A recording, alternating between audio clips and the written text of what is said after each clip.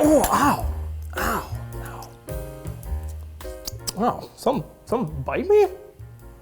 No, it's just this frayed cable. Well, what's up with that? You can see that the cable is made up of many smaller wires. If the end of this cable is left uncontained, it will start to fray. This does not create a big functional issue because all of the business is being done before the cable pinch bolt. The issue here is rider and mechanic safety. If left uncontained without a cap, it can cause quite a bit of pain. The easiest way to prevent frayed cables is with cable end crimps. These cover the cable end and are then crimped on. They contain and prevent the cable from fraying.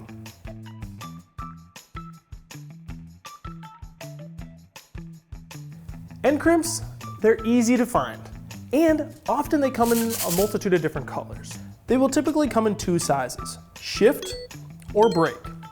In a pinch, these can be interchanged. To crimp these on, Park Tool offers a few different tools that can complete the job. The CN10 can crimp cable ends with this section here.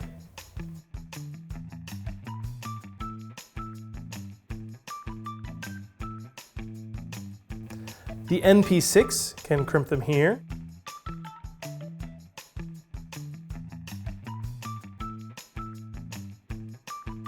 The SP7 can be used with care in a pinch.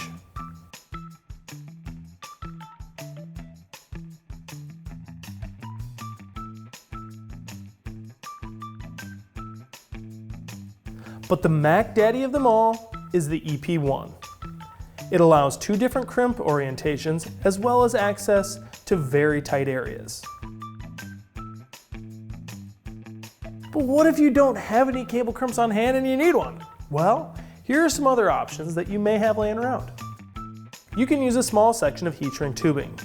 This can be fun as it can add some color to your bike, but the heat activated adhesive does not always stick to high quality stainless cables. Solder. This is possible, but not always necessarily easy. You need to use the correct solder and the correct flux. The end of the cable will still tend to be a little bit sharp, so covering it is still suggested, but it does prevent fraying. Spoke nipples. A solid option for a bike person who just ran out of crimps. This is best done with brass nipples and careful use of a side cutters or a set of pliers with a lot of leverage. Super glue.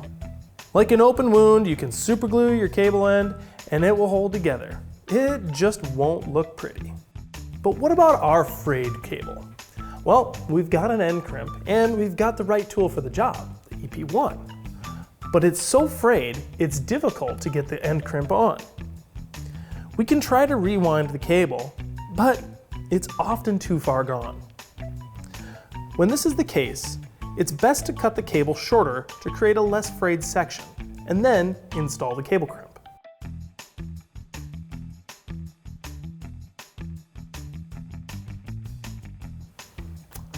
Well, that looks a lot better, and it's potentially a lot less painful.